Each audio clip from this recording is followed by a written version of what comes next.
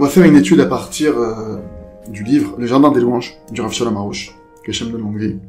Le Rav, il a écrit ce livre en partant de la phrase bien connue de Rabbi Nathan de Breslev, qu'on va rappeler maintenant, ouvrez les guillemets. En vérité, si tous écoutaient les vrais justes de vérité afin de marcher dans les voies de Dieu, de faire confiance à Hachem, béni soit-il, s'ils louaient Hachem, béni soit-il, pour le bien comme pour le mal, comme il est écrit dans les psaumes, grâce à Hachem, je peux célébrer son arrêt, et grâce au Tout-Puissant, je peux célébrer son décret, alors il est certain que la souffrance et l'exil seraient annulés, que la délivrance serait arrivée. Fermez les guillemets. On sait bien que l'exil a été décrété à cause des plaintes qui nous ont valu les 40 ans dans le désert. Nous savons de nos sages que si les bénis Israël étaient rentrés en Eretz Israël tout de suite, d'accord, la délivrance elle aurait été complète et pour toujours, définitive. Les bénis Israël se sont plaints, pourtant ils avaient enfin été délivrés de leur esclavage. Leurs milliers de prières étaient enfin exaucées.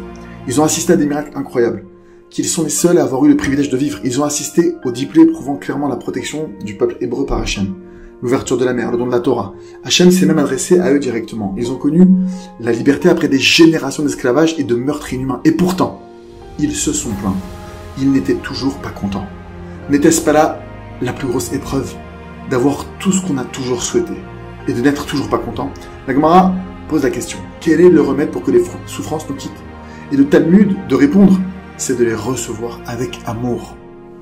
La seule solution pour sortir de son exil, de son mécontentement, en vérité, comme le dit Rabbi Nathan, c'est de remercier pour le bien comme pour le mal. C'est ça le travail de la Emouna. Contrairement à ce qu'on peut penser, la vraie Emouna qu'Hachem attend de nous et qui nous fait aimer la vie n'est pas quelque chose d'inné ou de naturel. La vraie Emouna, il faut la travailler. Le Rav Aroush a l'habitude de dire qu'il faut faire la guerre pour la Emouna, pour avoir la Emouna. Comme on le voit ici avec les bénis Israël, qui étaient tous croyants de base et priaient Hachem de les délivrer depuis des années, ni les miracles, ni même les délivrances ne transforment l'homme et ne lui apportent pas forcément le bonheur comme on le voit ici. C'est vrai qu'il est possible d'avoir un éveil après avoir vécu un miracle, mais pour changer véritablement et garder cette joie, il faut travailler véritablement de l'intérieur. Israël ne s'est pas repenti en voyant tous ces miracles incroyables, tout simplement parce que les miracles ne causent pas de repentir. La seule solution pour se repentir, pour faire une vraie teshuva, changer, s'améliorer, créer et enrichir son lien véritable avec Hachem, c'est en travaillant sur nous, en remerciant, même quand c'est difficile. Pourquoi ? Parce que je veux avoir la foi, je veux avoir Hachem dans ma vie, je veux aimer Hachem, avoir confiance en lui, je veux le servir de bon cœur, et non pas comme un martyr, mais je veux le servir parce que je l'aime, et parce que je sais qu'il est bon.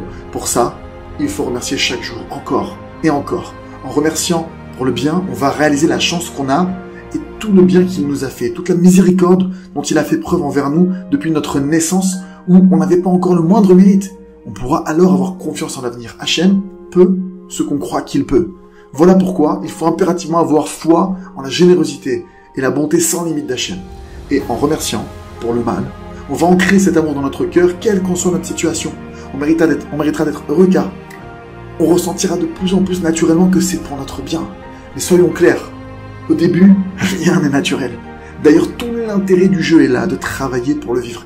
C'est à nous de faire entrer ça dans notre cœur. Ce n'est pas quelque chose d'inné.